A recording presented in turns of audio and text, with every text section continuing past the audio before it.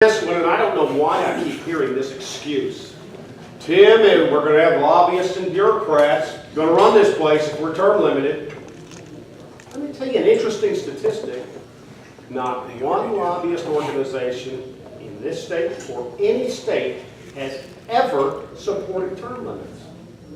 It's kind of strange. If they were going to gain all this power, you'd think at least one would break ranks and support it.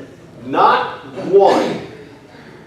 Not one bureaucratic organization in the history of the term limits movement in this state or any of the other 49 states has ever supported term limits. They've always been on the other side.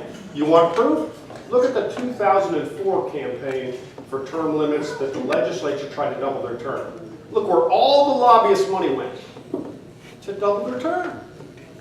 Now if they were going to gain power because of term limits, why would they fund the other side?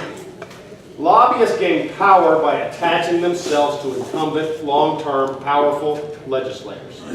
That's how they gain power. That's how they get their legislation through. And I've been down to the Capitol, I'm telling you, with term limits, lobbyists work hard. They got to gain new names. And guess what? They don't just get the promised catfish prize for re-election. They have to talk about the real issues. They have to convince these freshman legislators that they're right. They've got to inform them about what the merits of their case is. That's the important part lobbyists provide. They don't need to be kingmakers. That's not what their job is. We're the kingmakers, the voters are the kingmakers, and it needs to stay that way. I've heard Mr. Rayford from Faulkner County, and he says that, you know, we just elected a bunch of conservatives, now you're going to ruin it. Term limits isn't about conservative or liberal. The Heights in Little Rock, everybody knows that political bent of that area in Little Rock, isn't going to elect a Republican if they're Democrats term limited. They're going to get another Democrat. Benton County is not going to start electing Democrats just because they're term limited. This has nothing to do with ideology. This has to do with personal political power in the legislature. And we don't think you have to have personal political power. That political power you have in the legislature needs to come from us, the voters, not from the power of that politician. So that's a ridiculous argument. In 1992, in the largest yes vote in Arkansas history, the people of this state said term limits. Now, we were told the sky was going to fall if we had term limits.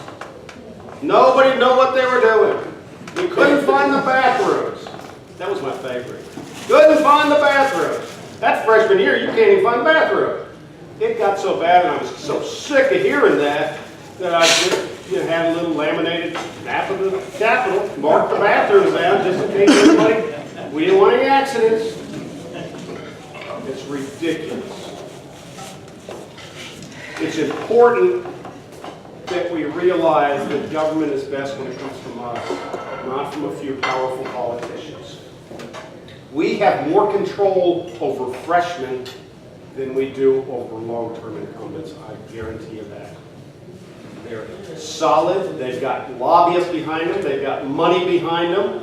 We have more control. And it's not about throwing people. Throw the rascals out. I'm not that kind of guy. I've got friends in the legislature. This is not about a reaction.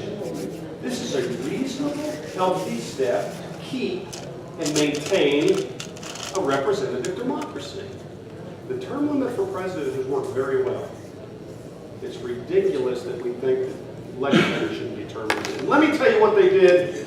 Well, let me first say in 2004, legislators did go back and try to undo the term limits. And I don't know if you remember that or not, but there was a campaign and they said we need to have longer term limits. These term limits are so strict and they're so confining. We really need to have longer term limits. No good people are ever going to run if we have short term limits and all that. They made their case. I didn't believe them, but they made their case. The voters of Arkansas didn't believe them either.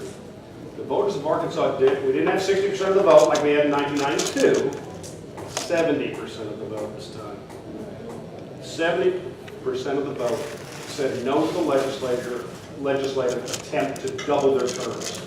75 out of 75 counties said no to the legislature. Now, when does Phillips County and Benton County vote the same way? It was a miracle. or some legislators thought. No, it was just the will of the voters. That's all it was. Well, in 2014, a tragedy occurred. Not a tragedy because the election went against the way I wanted to. The tragedy was, it was manifest fraud. That's how the Democrat Gazette called it. Manifest fraud was perpetrated on the people of this state.